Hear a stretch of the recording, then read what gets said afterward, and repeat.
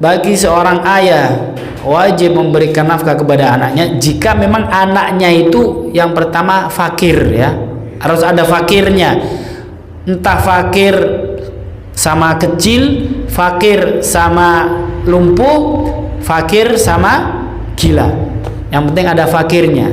Assalamualaikum warahmatullahi wabarakatuh. Bismillahirrahmanirrahim. Alhamdulillahi rabbil alamin, wassalatu wassalamu ala asyrafil anbiya wal mursalin nabiyina Muhammadin sallallahu alaihi wasallam khatamin nabiyyin wa ala alihi wa sahbihi ajma'in, amma ba'd. Puji syukur kepada Allah Subhanahu wa taala atas limpahan nikmat yang begitu banyak kepada kita semua, sehingga pada saat ini kita masih diberikan kesempatan oleh Allah Subhanahu wa taala melakukan berbagai banyak aktivitas kegiatan dalam keadaan sehat walafiat, dan pada malam hari ini kita dalam keadaan sadar, ikhlas hadir di majelis ilmu, majelis yang disukai oleh Rasulullah SAW. Semoga kehadiran kita menjadi penyebab turunnya rahmat, turunnya ridhonya Allah Subhanahu wa taala. Salawat serta salam semoga senantiasa tercurah limpahkan untuk suri tauladan kita, Nabi yang mulia, Nabi Muhammad sallallahu alaihi wasallam, serta seluruh keluarga dan para sahabatnya. Baik, sekedar mengulang kembali bahwa jika pernikahan itu sudah sah, maka ada beberapa konsekuensi, ya, diantaranya 7 konsekuensi. Baik konsekuensi itu berupa hak maupun berupa kewajiban. Yang pertama apa? Diperbolehkan atau dihalalkan saling menikmati antara suami dan istri, memandangnya, bercumbu, berhubungan biologis dan semacamnya, itu menjadi apa? Halal, ya, diperbolehkan. Yang kedua, jika akad nikah itu sudah sah, maka seorang istri wajib untuk taat, wajib untuk mengikuti, taat, menyerahkan dirinya kepada suaminya serta menjaga rumah suaminya. Yang ketiga, mahar. Yang keempat, nafkah. Yang kelima, ada nanti seorang laki-laki itu bagi giliran, ya. Kalau istrinya lebih dari 1. Kemudian yang ke-6 itu ada nasab, ya. Kalau pernikahan sudah sah, maka ada hak yang namanya nasab. Nasabnya resmi, ya. Nasabnya resmi. Yang ke-7, jika pernikahan itu sudah sah, maka terjadi bisa nanti itu ada istilahnya waris, ya. Waris, saling mewarisi. Yang pertama kita sudah jelaskan, yang kedua sudah, yang ketiga sudah, yang keempat kemarin kita baru, ya, icip-icip, ya, baru selayang pandang tentang kewajiban apa? Nafkah. Nah, insya Allah kita malam ini akan membahas tentang nafkah. Nafkah ini ada 5 macam. Ada 5 macam nafkah. Yang pertama sekali, nafkah terhadap dirinya sendiri. Itu yang pertama. Yang kedua, nafkah seorang ayah kepada anak-anaknya. Itu yang kedua. Yang ketiga, nafkah seorang anak kepada orang tuanya. Yang keempat, nafkah seorang suami kepada istri-istrinya. Yang kelima, nafkah seseorang kepada beberapa hal, diantaranya ya para kerabat. Kemudian kalau ada binatang piaraan itu juga harus diberi apa? Nafkah. Mudah-mudahan malam ini kelar ya, insya Allah ya. 5, tapi kayaknya nggak cukup waktunya. Nggak apa-apa ya, sedapatnya aja ya. Kita belajar sedikit demi sedikit. Yang penting kita apa? Belajar. Entah itu banyak, entah itu paham nggak paham. Yang penting kita apa? Sudah melaksanakan kewajiban kita untuk belajar tentang agama kita. Baik, yang pertama, nafaqatul insani ala nafsihi. Nafkah yang terkait dengan dirinya sendiri ya. Pak Haji Sahlan, Pak Dekatmo, itu termasuk diri ya. Kita semua termasuk diri. Maka kewajiban yang pertama memberikan nafkah kepada diri sendiri. Nah, itu ternyata apa? Hukumnya wajib ya.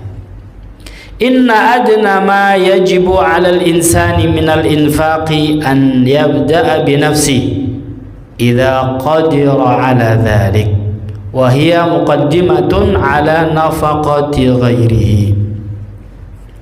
Nafkah yang paling rendah-rendahnya adalah nafkah yang dikeluarkan untuk dirinya sendiri, dan itu didahulukan dari segala apapun. Sebelum ngasih kepada anaknya, istrinya, dan semacamnya, itu kewajiban yang pertama adalah memberikan nafkah terhadap dirinya sendiri.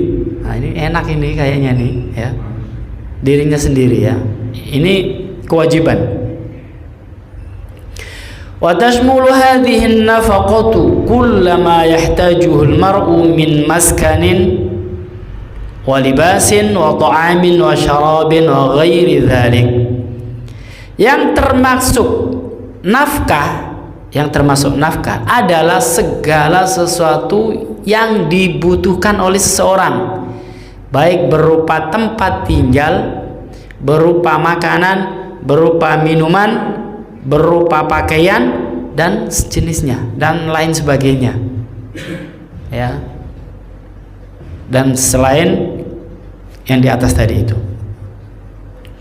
Wa nafaqatul insani hadhihi innama tajidu fi malihi ma dama yamliku minal mali ma yunfiqu minhu ala nafsihi. Kewajiban nafkah seseorang ini wajib terkait dengan harta yang dia miliki, yang diinfakkan dari harta tersebut untuk kepentingan dirinya sendiri. Itu jika memiliki harta dari hartanya sendiri gitu ya. Jadi kalau misalkan Pak Bang Beni misalkan punya harta itu misalkan banyak ya, misalkan banyak, kemudian Bang Beni suatu saat, suatu keadaan membutuhkan sesuatu yang sangat dia butuhkan, maka Bang Beni wajib mengambil dari hartanya itu untuk memenuhi apa? Kebutuhannya. Nah itu ya, baik makanannya, minumannya, kemudian apalagi pakaiannya dan sejenisnya. Jadi kalau kita misalkan ke warung ya, kemudian kita makan, diniati untuk memberikan nafkah kepada diri sendiri, nah itu pahalanya besar, karena itu apa? Wajib bagi dirinya memberikan hak dirinya. Nah, itu bedanya orang ngerti sama nggak ngerti ya. Kalau nggak ngerti main makan aja gitu ya. Tapi kalau orang yang ngerti ke warung itu dalam rangka untuk memenuhi apa? Kebutuhan dirinya, itu merupakan kewajiban. Dari hartanya sendiri ya, bukan dari harta orang lain. Diambil dari hartanya sendiri. Apakah ada dalilnya? Iya, ada. Ya. Wa dalilu dzalika ma rawahu al-Bukhari. Dalil hal yang tersebut di atas tadi itu riwayat Imam Al-Bukhari wa ghairuhuma, dan juga selain Imam Bukhari, wa Muslim juga, Imam Muslim ya, dan selain keduanya. An Jabir radhiyallahu an, dari sahabat Jabir radhiyallahu an. Jadi ini ada hadis ya, ada hadis bersumber dari sahabat Jabir radhiyallahu an. Qala, beliau menceritakan,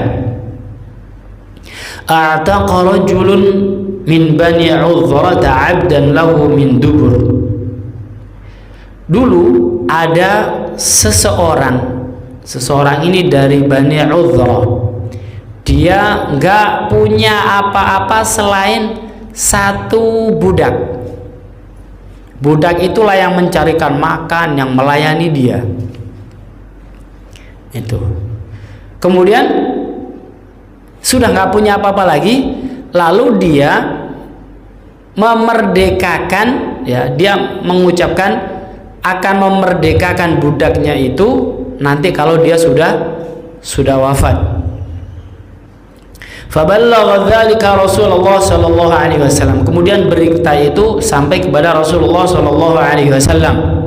Faqala, lalu Rasulullah sallallahu alaihi wasallam berkata sama laki-laki yang dari Bani Udhrah tadi itu, alaka malun ghairu, kamu punya satu-satunya budak dan kamu akan memerdekakan dia nanti kalau kamu sudah wafat. Apakah kamu nggak ada punya harta yang lain selain dia, gitu ya? Faqala, lah, nggak punya ya Rasul, nggak punya lagi, cuman itu satunya yang dia miliki. Faqala sallallahu alaihi wasallam, kemudian Rasulullah sallallahu alaihi wasallam mengumumkan, ya, man yashtarihi minni, diumumkan sama sahabat-sahabatnya, siapa yang mau membeli budak ini, ya. Fashtarahu Nu'aim bin Abdullah al-Adawi radhiyallahu an bi 800 dirham. Kemudian ada sahabat yang bernama Nu'aim bin Abdullah al-Adawi radhiyallahu an membelinya dengan harga 800 dirham. Faja'a biha Rasulullah sallallahu alaihi wasallam fadafa'aha ilaihi. Kemudian setelah Rasulullah menerima bayaran dari sahabat Nu'aim tadi itu, kemudian uangnya dibawa ke laki-laki dari Bani Udhrah tadi itu. Tsumma qala, kemudian beliau sallallahu alaihi wasallam bersabda, ibda bi nafsik fatasaddaq 'alaiha fa in fadula syai'un fali ahlik fa in fadula an ahlik syai'un falidhi qarabatika fa in fadula an dhi qarabatika syai'un fahakadha wa hakadha. Jadi setelah dapat uangnya, kemudian uangnya itu dikasih sama laki-laki tersebut, kemudian beliau bersabda, mulailah dari dirimu sendiri untuk kebutuhan kamu, gitu ya. Jadi ini dijual budakmu. Dari hasil penjualan itu uangnya pergunakanlah untuk dirimu sendiri pertama kali. Kemudian jika ada lebihnya maka untuk keluargamu. Jika masih ada kelebihan maka untuk siapa? Untuk kerabatmu. Jika masih ada, terus begitu, kerabat yang paling dekat dan seterusnya. Fahakadha wahakadha, dan itu urutannya. Misalkan pertama kali kalau kamu punya uang, istilahnya gitu ya, buatlah, pakailah untuk dirimu sendiri. Kalau masih ada kelebihan, bolehlah untuk sisanya itu untuk keluargamu, istrimu, anakmu. Kemudian kalau masih ada kelebihan lagi untuk kerabat-kerabatmu, gitu ya. Kalau masih ada lagi, ya untuk orang-orang yang setelahnya yang istilahnya dekat dengan kamu. Nah, ini disebutkan ibda binafsik fatasaddaq 'alaiha. Jadi mengeluarkan infak itu dimulai dari apa? Dari dirinya sendiri. Baru setelah itu kalau ada kelebihan diberikan kepada yang lainnya. Nah, itu dalilnya ya, hadis tersebut baik diriwayatkan Imam Bukhari dan Imam Muslim, juga hadis-hadis yang bersumber dari yang lainnya. Nah, itu ya. Yang pertama ya, nafkah terhadap siapa? Dirinya sendiri. Nah, rupanya agama kita itu mementingkan kepentingan masing-masing orang. Ya, mementingkan masing-masing orang. Kalau kebutuhannya sebelum membantu orang lain, dianjurkan untuk apa? Selesai dulu dengan dirinya sendiri. Kalau misalkan lapar banget gitu ya, terus orang lain pengen bantu orang lain, ya boleh-boleh saja, boleh-boleh saja. Tapi yang lebih afdal itu untuk dirinya sendiri ya. Ini sebetulnya tujuannya adalah agar diri kita ini tidak menjadi apa? Beban orang lain. Tujuan utamanya di situ. Agar diri kita tidak menjadi beban orang lain. Yajibu 'alal walidi wa in 'ala nafaqatu waladihi wa in safula. Yang kedua, nafkah tentang seorang ayah atau seorang suami terhadap siapa? Anak-anaknya. Wajib bagi seorang ayah atau orang tua, bapak lah ya, walaupun ke atasnya juga termasuk. Ke atasnya itu maksudnya kakek ya. Jadi bagi seorang ayah itu wajib. Kalau misalkan ayahnya nggak ada, maka urutannya kemana? Ke atas ya. Seperti ketika Nabi kita Muhammad SAW, ayahnya kan yang seharusnya memberikan nafkah ayahnya, tapi ayahnya sudah wafat, maka yang nanggung siapa? Kakeknya. Iya, kakeknya ya, yang memberikan nafkah kepada Nabi Muhammad itu kakeknya. Setelah kakeknya nggak ada, baru orang-orang yang terdekatnya, pamannya ya. Dalam hal ini Abu Thalib. Wajib 'alal walidi bagi orang tua, wa in 'ala, dan juga bagi yang ke atasnya, kakeknya terus ke atasnya. Nafaqatu waladihi, memberikan nafkah kepada anaknya, wa in safula, sekalipun ke bawahnya, maksudnya cucu. Nah, cucu juga misalkan ada orang tua nih, orang tuanya itu punya anak, jatuhnya juga kakek ya. Ada seorang ayah punya anak, ayahnya meninggal, maka kakeknya berkewajiban untuk apa? Memberikan nafkah kepada cucunya. Fal abu mukallafun bil infaqi ala ikhtilafi anwa'in nafaqati ala auladihi dzukuran wa inathan. Bagi seorang ayah, al-ab, ayah ya, bagi seorang ayah berkewajiban untuk memberikan infak kepada anak-anaknya, walaupun anaknya itu berbeda-beda, ada yang laki, ada yang perempuan. Fa in lam yakun lahum abun kallafa bil infaqi alaihimul jaddu abul abi al qaribi thumma alladhi yali. Dan jika seorang ayahnya itu enggak ada, maka kewajiban atas infak itu, atas nafkah itu jatuh kepada kakeknya. Kakeknya dari jalur laki-laki, yang paling dekat, tsummal ladzi yali, kemudian yang setelahnya. Nah, ini berdasarkan dalil dari Al-Qur'an, qauluhu azza wa jalla, fa in arda'na lakum fa'atuhunna ujurahun. Fa in arda'na lakum, dan jika perempuan-perempuan atau istri-istri kalian, arda'na lakum, memberikan itu apa namanya, menyusui anak-anak kalian, fa'atuhunna ujurahunna, maka berikanlah kepada mereka ongkos-ongkosnya. Jadi kalau ada istri kalian, jadi istri kita nih, kemudian istri kita itu menyusui anak kita, maka kita diperintahkan untuk memberikan ongkos atau upah kepada istri kita yang telah menyusui anak kita. Jadi kalau ada ibu-ibu, sebenarnya mereka punya hak untuk menagih bayaran menyusui, ya, menagih kepada suaminya, ya, kepada suaminya. Kalau suaminya nggak ada, sama kakeknya, nagih sama kakeknya, menagih sama kakeknya. Nah, ini surat At-Talaq ayat 6, bunyinya seperti ini, ya.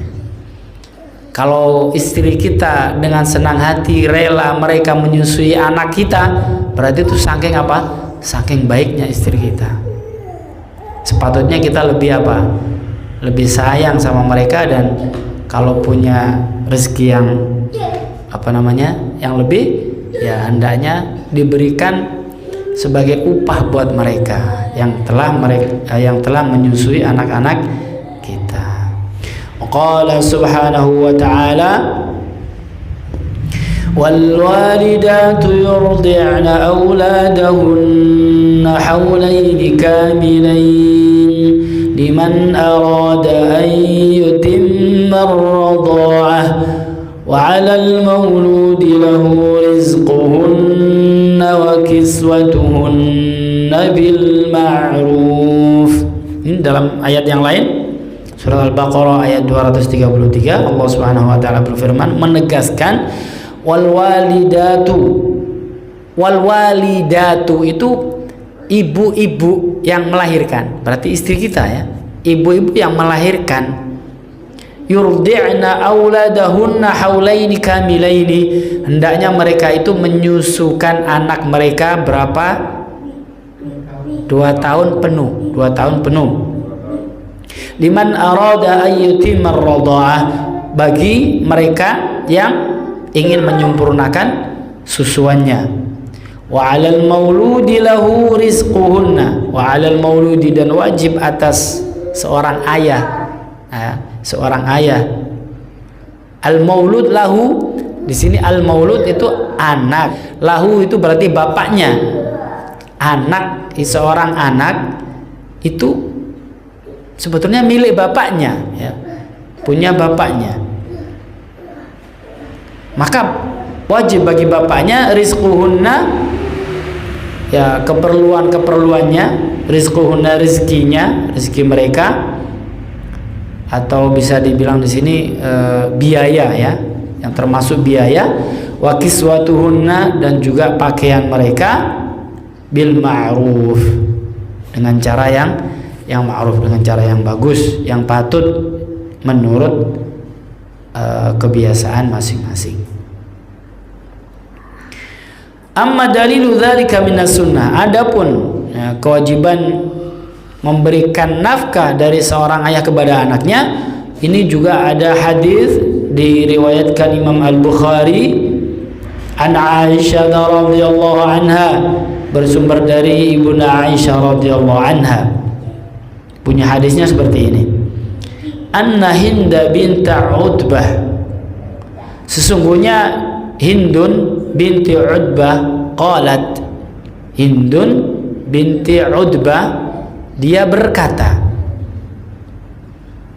ya Rasulullah, inna Aba Sufyan rajulun syahihun.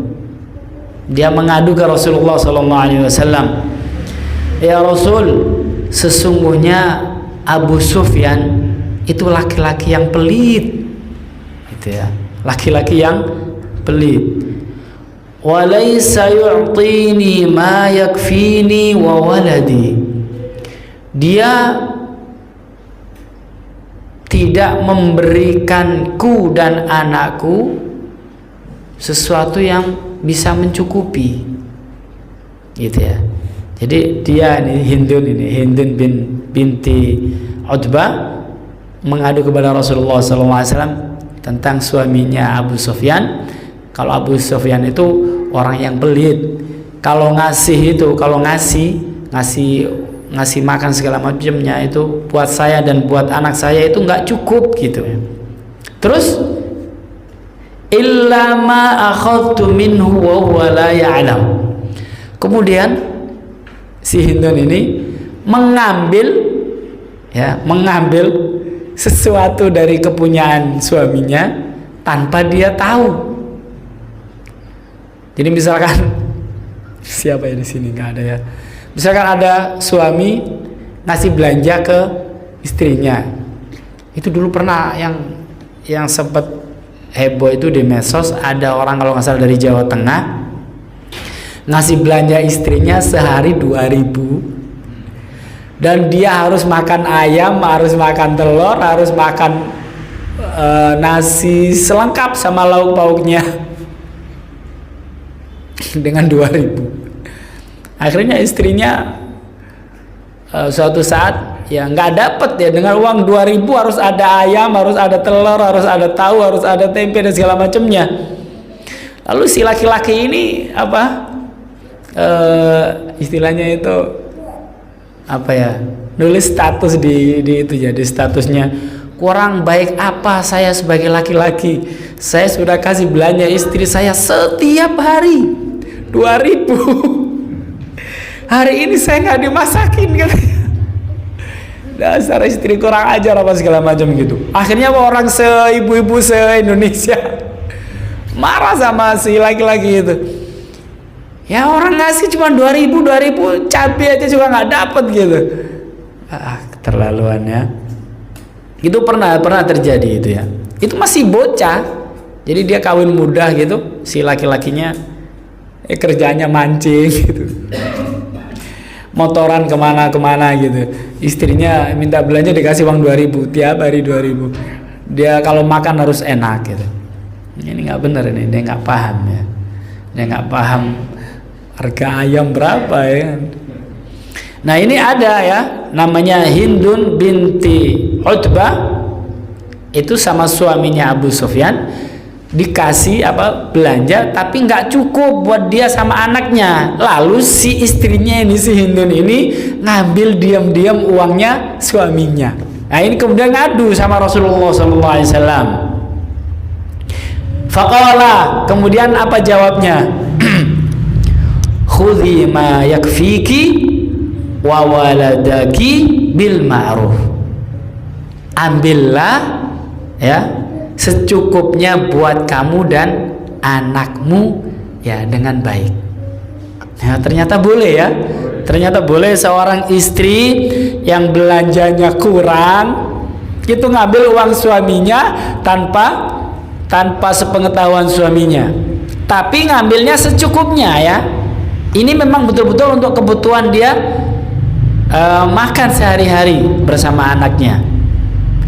Ya, kalau ngambil uangnya untuk beli HP ya itu lain lagi ya.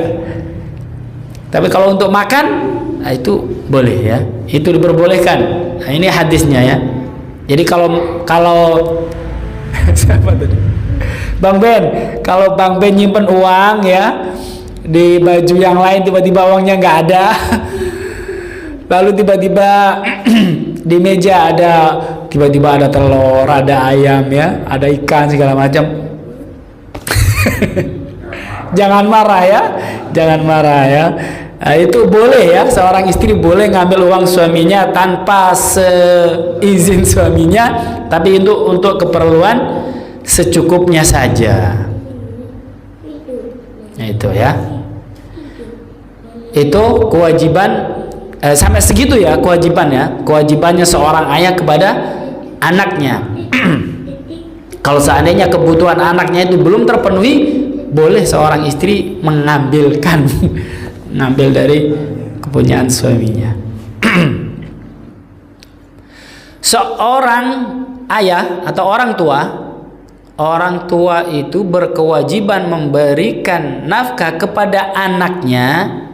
Itu ada syaratnya, ada ketentuannya. Ketentuan yang pertama adalah seorang ayah tersebut memang punya keleluasaan dalam rizkinya yang melebihi kebutuhan dirinya sendiri dan istrinya dalam waktu 1 hari 1 malam. 1 hari 1 malam. Ya gampangannya kalau kita sehari makan 3 kali, ya 1 hari 1 malam makannya berapa kali? 3 kali. Sekali makan misalkan 20.000 misalkan, berarti kita memiliki berapa? 60.000 ya. Kalau kita sudah memiliki 60.000 di hari itu, maka kita berkewajiban untuk memberikan nafkah kepada yang lain ya. Tapi kalau misalkan di hari itu kita jangankan 60.000, 10.000 juga nggak pegang, nggak punya gitu, maka hari itu kita nggak wajib memberikan nafkah kepada yang lain, nggak wajib. Gimana mau aja mau untuk memenuhi dirinya sendiri aja nggak bisa gitu ya, apalagi memenuhi kebutuhan orang lain. Nah gitu ya. Jadi yang pertama tetap kebutuhan diutamakan untuk dirinya sendiri. Falau kana alladhi yamlikuhu la yakfi khilal hadhihi al-muddah ghayra nafsihi wa zawjatihi lam yakun mukallifan bil infaqi ala furu'ihi. Kalau seandainya ya seorang ayah tadi itu memiliki harta atau memiliki sesuatu yang tidak cukup ya, baik untuk dirinya sendiri atau untuk dirinya dan istrinya, maka tidak wajib bagi seorang ayah tersebut memberikan nafkah kepada anaknya. Nah, ini agama mengatur seperti itu ya. Walaupun kenyataannya kita sebagai orang tua itu tidak seperti ini ya. Kita sebagai orang tua lebih baik kelaparan asal anak-anak kita makan. Nah itu luar biasa berarti kita ini ya. Sebetulnya agama itu mendahulukan kita daripada anak kita. Tapi kita sendiri sebagai orang yang beriman, yang beradab tinggi, punya akhlak, itu mendahulukan anak kita daripada diri kita. Kita rela berpuasa istilahnya ya. Kita rela puasa asal anak kita bisa jajan, asal anak kita bisa makan. Itu luar biasa perjuangan seorang ayah, seorang kepala rumah tangga ya. Itu pahalanya double-double ini berarti ya. Gitu. Tapi yang benar sebetulnya nggak wajib ya, nggak wajib. Iya nggak wajib. Misalkan kalau ada 10.000 nih, kita dari pagi belum makan nih, ini sudah asar ya. Oh, anak kita juga lapar. Kita itu mendahulukan diri kita sendiri. Iya. Kita yang kita punya hak untuk memberikan infak itu kepada diri kita daripada anak kita. Ya itu seperti itu urutannya. Tapi kalau kita berikan kepada anak kita ya boleh-boleh saja, boleh-boleh saja. Itu artinya sebuah pengorbanan ya, pengorbanan. Wa dalilu dzalika qauluhu sallallahu alaihi wasallam ibda bi nafsik. Dalilnya mana? Dalilnya yang tadi itu hadis yang kita sudah sebutkan di awal, ibda bi nafsik. Mulailah dari dirimu sendiri ya, segala sesuatu itu mulailah dari dirimu sendiri. Itu ya. Jadi kewajiban seorang ayah atau orang tua kepada anaknya memberikan nafkah kepada anaknya jika ketentuannya orang tuanya itu memang ada rezeki lebih ya, punya rezeki lebih. Yang kedua, ketentuan yang kedua, ayyakun al-far'u faqiran wa yushtaratu ma'a faqrihi wahidun min al-awsaf thalatha. Yang kedua, ketentuan yang kedua, sang anak ketentuannya adalah harus fakir. Fakir ya, fakir itu lebih berat dibandingkan miskin ya. Fakir itu dia tidak punya penghasilan sama sekali, atau dia punya penghasilan tapi tidak sampai memenuhi separuh kebutuhannya. Kalau miskin, dia punya penghasilan tapi penghasilannya itu tidak sampai cukup 100% atas kebutuhannya. mungkin 60%, 70%. Tapi kalau fakir itu di bawah 50% dari kebutuhannya. Misalkan setiap hari makannya 3 kali ya, harus dia penuhi, tapi dia nggak punya makan untuk 3 kali, dia punyanya cuma makan sekali, 20.000 misalkan. Nah, itu berarti dia fakir. Ketentuan yang kedua, seorang ayah wajib memberikan nafkah kepada anaknya jika anaknya itu fakir, ya. Jika anaknya fakir wasighar, fakir dan masih kecil. Fakir dan masih kecil.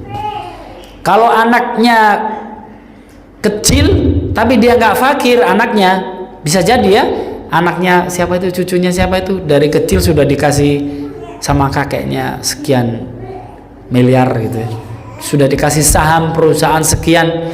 Jadi kecil, memang masih kecil tapi sudah kaya, maka orang tuanya nggak wajib untuk memberikan nafkah kepada anak tersebut yang masih kecil tapi dia sudah kaya.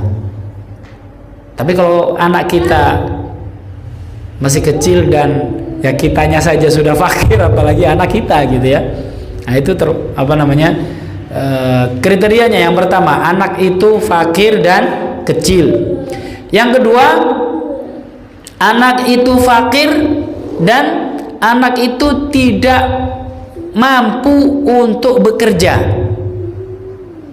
Ya.